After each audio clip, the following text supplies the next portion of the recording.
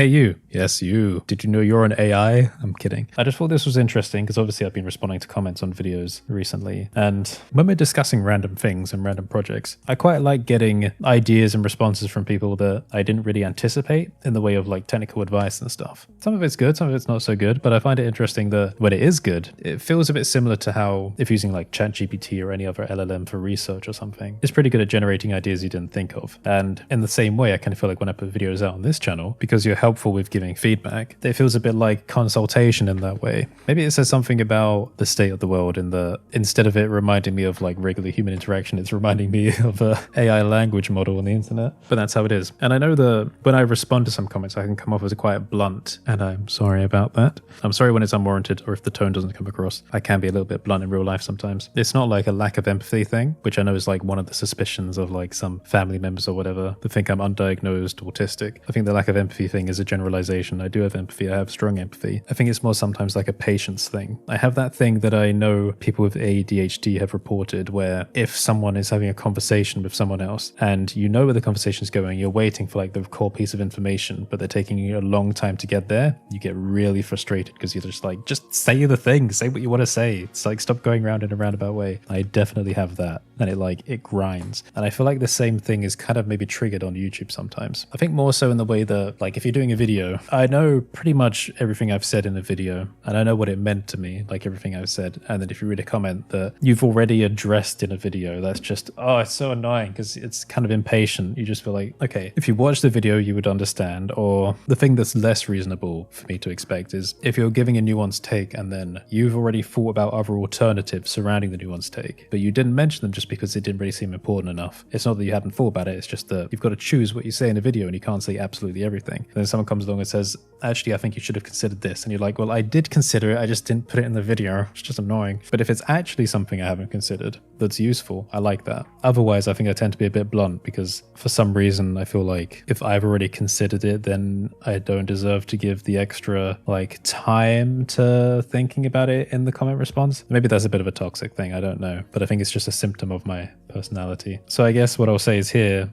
on this video that when we are speaking about technical things in the future, I do appreciate the additional information you can provide. So if you've got like a faster way of doing something, or if you've got like insider knowledge on like an expert field, don't be obnoxious about it. But if you can like feed it in, the important thing to remember here as well is that I don't think the same way everyone else does. And likewise, you probably don't think the same way everyone else does because our brains are organic things, not binary digital things. So especially like how we've just done a video about physical presence, and we speak about the cognitive approaches to like delusion and stuff, trying to get into headspaces for creative workflows. And I've spoken, a lot in previous videos about my approach to making content and how do you kind of separate yourself from that? How do you see yourself as an artist and a reporter? How do you stop inhibiting your creative expression and experimentation when thinking about how people react to it online? The only thing I ask is that when you provide feedback for me and stuff to help guide me in the future to being a better creator, just try to be considerate of how I tend to like doing things a bit differently. We actually recently spoke about pet peeves in a video. There was a move fast and break things when learning. So I don't like when people say something's impossible. I don't like it when people tell me not to do the big thing, and to start small. That's not going to work out here. But everything else is useful. And YouTube is like such a useful place for getting feedback from things because it's so hard to predict exactly what kind of people are going to watch your videos. And you could come from all around the world, all different age ranges, all different backgrounds and expertise. Especially on the main channel,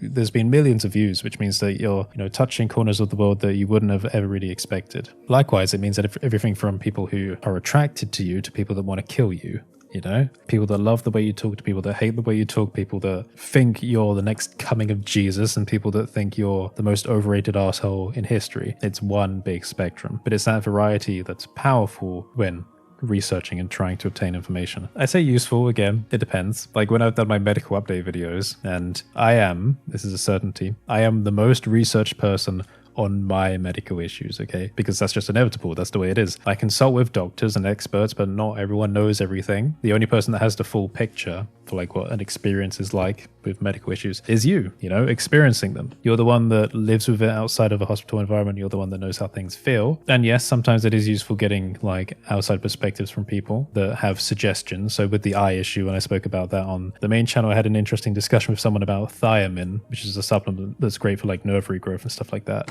On the flip side of that, there's terrible advice. So when I was doing the vestibular video, and it's where I shared the information that they discovered posterior canal dehiscence on both sides, so missing bone in the skull. Someone was like, oh, you need Chinese herb and medicine. It helped my so-and-so, you know, it's historically proven. You need to try it. And I wrote a response that was basically just like, I don't think Chinese herb is going to replace the missing bone in my skull, because it's not. It won't. Like, it's ridiculous. And then I think the common response to that was someone calling me like anti-Chinese or something like that. So basically I'm a racist because I don't think that herbs will replace bone.